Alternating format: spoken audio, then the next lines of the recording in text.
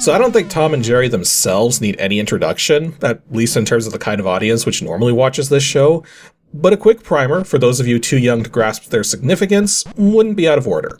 Tom and Jerry are an animated cat and mouse duo who debuted in animated shorts at the movie theaters way back in 1940, performing slapstick comedy with little in the way of speech, short of Tom screaming his lungs out whenever he got injured. Over 100 different shorts were made with them over the span of nearly 2 decades, and since then, their popularity has seen numerous spin-offs, cartoon series, and even full movies featuring them, which kinda work and kinda don't. In any event, when you've got an enduring level of popularity like that, naturally, you're going to show up in video games sooner or later, thus leading to today's ancient DOS game simply titled Tom and Jerry, which is actually a port from their NES game 2 years prior. Now, going from the NES to DOS PCs can trip things up quite significantly, given that the NES is optimized for tiled backgrounds and sprites, things DOS was never optimized to handle. Yet this game actually plays pretty well. I mean, when it comes down to it, this is just a very run-of-the-mill platformer with virtually no innovations at all, not to mention it has some questionable level design in some places, but it plays well enough for what it is, with a moderate level of difficulty and some surprisingly fluid animation for Jerry. I've certainly played far worse platformers than this.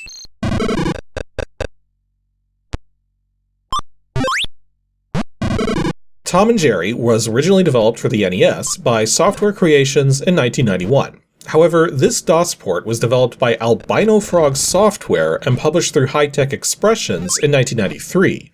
Now, I'm gonna guess that name, Albino Frog Software, probably rings a bell. And that's because, yes, it's the same Albino Frog Software which was the one-man team of Sean Puckett, who developed the Helios games, which I covered a number of videos ago. Heck, this game even has Sean's special blend of dithering in place for its low-color video modes. As already established, the game is a one-player platformer, featuring 320 by 200 graphics, running in 4-color CGA, 16-color EGA, or 256-color VGA. Yet, despite being a 1993 game, only supports the PC speaker for sound effects, which is kinda weird for a game of this vintage.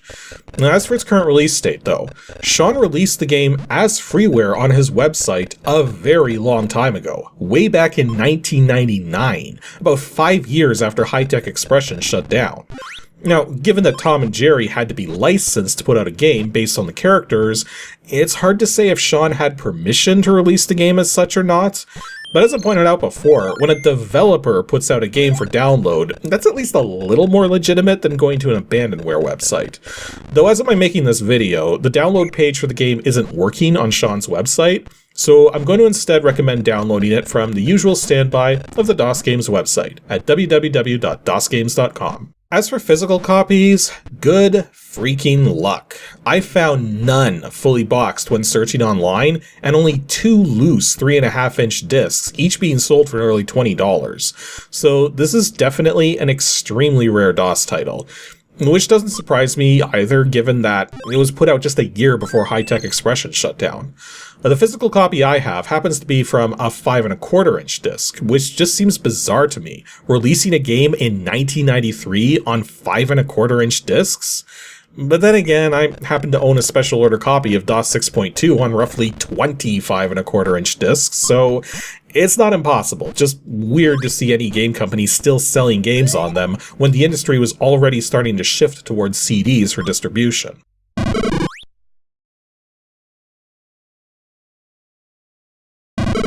So before we get going, I had a question from one of my Patreon supporters, Martin, who asked, the NES version prominently says "and Tuffy" on the title screen. Is Tuffy also included in the MS-DOS version? Well, seeing as this is almost a straight-up port, yes, Tuffy is indeed present in the DOS version too. Though just like in the NES game, is relegated to being the damsel in distress in this outing, as the story is that Tom has mouse-napped Jerry's nephew Tuffy and locked him in the attic. Thus it's up to Jerry to get up there, rescue Tuffy, and ultimately teach Tom a lesson. by hurling tons of tiny marbles at him. So yes, you play the game as Jerry, making your way through a total of 10 regular stages and 5 boss stages, split up between 5 different quote-unquote worlds, which take place in and around the house that Tom and Jerry reside within, with the goal of the regular stages simply being to make your way to the end where you collect a star to clear the stage. The stages themselves take on a variety of shapes and sizes, and at first glance are kinda maze-like, but most of them are actually pretty linear. Now, controlling Jerry is fairly simple itself, as you can move left and right, you can climb up and down anything which looks layered or twisted, like wires and cords. You have a jump button, though you're not able to jump down through floors, you can jump up from below, a button to use your selected item, and a button to cycle through the items that you have. At the start of the game, Jerry's only item are these tiny blue marbles you can toss, which you have an infinite supply of. But you can also come across other weapons, which you have limited quantities of, and do double damage to the regular enemies with them, as well as balloons you can use to slowly float upward until you hit a ceiling. Though, given how small Jerry is, I find it a bit bizarre that most of the items you find are equally tiny. I mean, cripes, the first weapon you come across in the game are hammers the size of thumbtacks. I mean, really, how does that even work? Speaking of the weapons, they all fly in an arc when you toss them, and you really need to dial this in to have any hope of success. The way the throwing works is that when you throw a weapon from a standstill, it'll have a somewhat short-ranged arc. But this arc is extended horizontally or vertically depending on how Jerry is moving. Now, if you're moving forward even just slightly, the weapons get a huge boost in horizontal speed, while if you're in the middle of a jump, the amount of vertical acceleration you have will determine how much vertical acceleration up or down the weapons will get, making it possible to toss them up at things way above you, or even tossing them down very quickly at something on the ground in front of you. It takes a little to get used to, but once you've got these throwing arcs nailed down, you can hit most things pretty effortlessly, especially since the hit detection is a bit generous in this regards. This is also thankfully not a one-hit death game. In fact, it's not even an everything can kill you game, as some of the quote-unquote enemies don't actually do any damage, they just knock you back. But it is important to note that getting knocked back without taking damage does not trigger post-hit invulnerability. So you absolutely can get knocked back by a non-dangerous thing into something which is dangerous. Not to mention, there's fall damage in this game, so avoiding getting knocked back is just a good idea in general. You've got about one full screen of falling height before you trigger fall damage, and fall damage only hurts you for one hit no matter what, so it's not that bad really. Jerry's health gauge is the red heart at the bottom of the screen, which turns yellow after the first hit, cracks after the second hit, and the third hit turns Jerry into an angel who then flies away. Heh. Gotta admit, that's almost a little too on the nose with Jerry actually being killed during these adventures. What the freaking heck? They actually have a special graphic for Jerry drowning? Like, this is the only spot in the game with deadly water. Why did anyone go out of their way to even draw that? Actually, even though there's no bottomless pits or death traps or any of the usual tripe which litters the level design of bad platformers, one thing which does get annoying pretty quickly are the respawning enemies. Now, I wasn't able to nail down exactly how respawning works, except that it has something to do with tracking the last few enemies killed, and that once those enemies are no longer being tracked, they're able to respawn when their spawn point comes on screen. However, that's just the spawning mechanics. Enemies still have to wake up before they start moving, otherwise they just sort of stay in place and the wake up mechanics aren't perfect, sometimes producing enemies which just sort of stay put forever. I mean, you can still hit them with attacks, they just don't seem to do anything until triggered in some manner. And normally all of this is transparent to the player, but when it's not, it's weird and makes me question what's going on under the hood to even allow it to behave so oddly. There's some weird mechanics found in some of the levels as well. For instance, here in World 2 Level 2 is one of the only instances of friendly characters in the game, as these red crawling insects can't hurt Jerry at all, and act as trampolines when you bounce on them. Though the way this works is that to get a high bounce, you have to buffer a jump before landing on the insect, and I say it that way because yes, you can buffer jumps in this game. You have no control over your jump height. You will always jump the same height every time you press the jump button. Thus, if you press the jump button to jump, then release it and press and hold it before you land, you will instantly jump the moment you touch the ground. and doing this is how you get high bounces off of the trampoline insects. It's also how you get high bounces from these weird leaf pile-like things in World 3 Level 2, which, by the way, is supposed to take place in a massive house fire, but doesn't really appear that way here on DOS because the animation isn't a thing. Actually, World 3 Level 1 is a good example of game mechanics which may have been seemingly intended, but possibly not. This level requires navigating through the rafters of the house while dealing with squirrels throwing acorns and can be quite challenging. But if you're able to bring a balloon all the way here from the first world, given that I don't think there's any balloons present in World 2, you can use it at this wall to float all the way up and over the wall, skipping nearly the entire level in the process. The trick here being, well, surviving up to that point without losing all of your lives. You start the game with 4 lives and 3 continues, with 0 counting as a life, so you can die 5 times before having to use a continue, and with 3 continues, this effectively gives you 20 lives to beat the game with. Normally when you lose a life, you respawn on the last solid platform you were standing on, and still have all of your stuff. However, if you use a continue, your score resets to 0, you lose all of your items except your standard marbles, and you go back to the start of the level that you're on. Now I will say, your first time playing, you're probably not going to make it too far before burning through all of those lives and continues.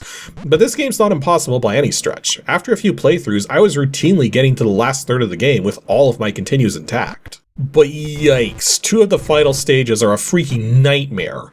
World 4-2 has you using this weird drill or something to tunnel through the walls while dodging electricity orbs which are running along the wires.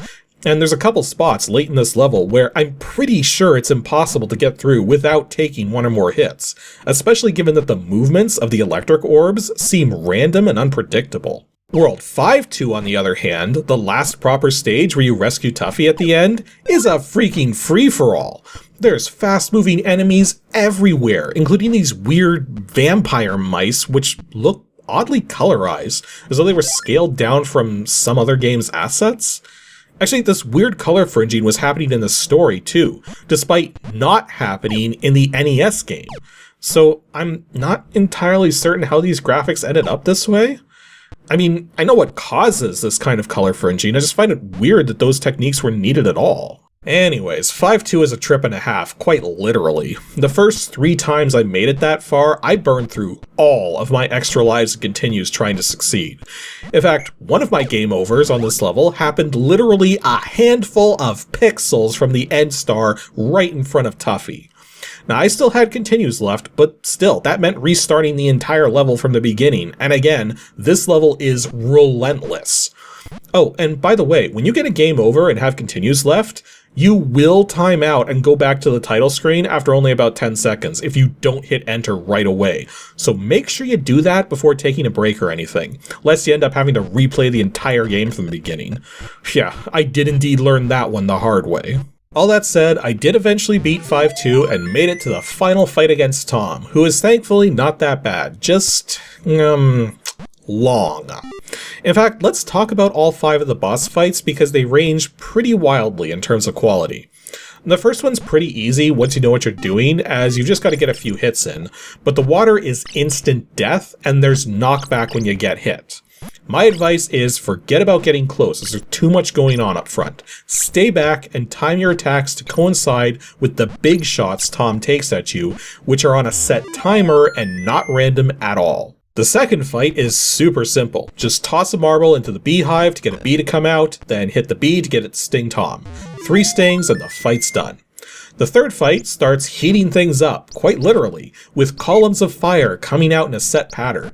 And once you know the pattern, you can get in close for a moment, get several hits in, and get out. Then repeat to score a total of 25 hits.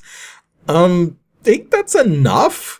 Given that you can only have 1 marble in the air at a time, if you try to stay back and take this fight carefully, it takes a huge amount of time to complete. Well, clearly the developers felt longer was better, because the 4th fight continues the concept of taking too many hits while also now having Tom pop his head in and out while tossing tons of dynamite at you, which never actually explodes? Then why is it dynamite? Seriously, there are no explosions ever from this dynamite, even when you get hit by it. So Not sure what the logic here was. In any case, if you keep moving around, Tom's pattern is going to seem somewhat random, but I noticed that the way he pops in and out appears to be based on Jerry's position on screen to some extent, so you can absolutely manipulate this. But you also have to be extremely careful because Tom's head has a much larger hitbox than it appears. Thus, it's easy to get too close and get hurt while trying to spam marbles. Thus, here you pretty much have to play it safe. But thankfully, Tom doesn't take 25 freaking hits to take down. He takes 20 hits. Yeah, it's still a painfully long fight. And then we come back to the last battle with Tom, which is pretty similar to the fourth battle. Wait out an attack where you can manipulate where it goes, throw a marble at Tom when he appears, repeat until done. And as for the ending, I don't even feel like spoiling it. It's half-baked and lame, has absolutely no graphics to it other than a bunch of fireworks, and they don't even look like fireworks. Oh, there's one last thing to mention, which is kinda hilarious. The NES game this DOS version is based off of had the ability to get extra lives, but required you to get 50,000 points to get one. To put that in perspective, across a perfect run through the game, you'll probably just barely break into a 6-digit score, meaning you'd only, at most, get around 2 extra lives when playing perfectly in the NES version. This was so inconsequential that this feature wasn't even ported into the DOS version, meaning you do not get any extra lives at any number of points. And this is easy enough to test, given that you can farm points off of any enemies, which only get stunned when you hit them instead of dying. Overall, Tom and Jerry's initial outing in DOS is okay. It's a slightly above average game that's worth a playthrough at least once if you can adapt to the way you attack and can handle the frustrations of some of the later levels. But otherwise, it isn't anything special, but also could have been far worse given how many TV shows and movies were adapted into platformers which are just flat out painful to play.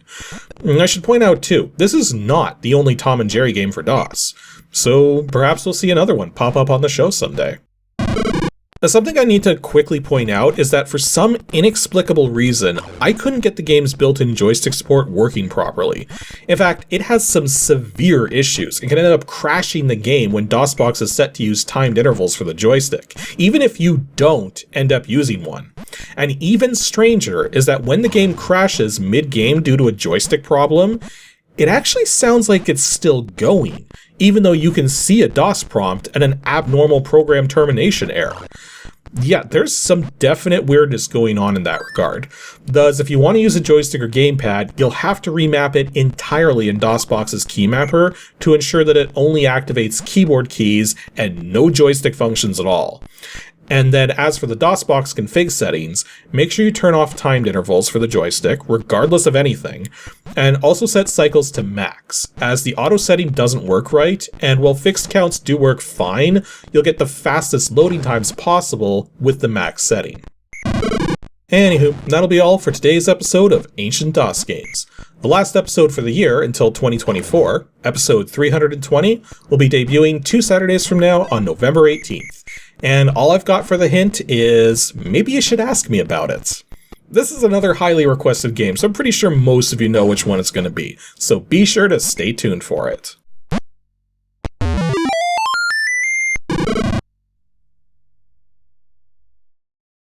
Thanks for watching, everyone, and extra special thanks to all the folks shown here supporting me on Patreon. If you'd like to support the show directly and see your name here as well, head on over to patreon.com/KASICK.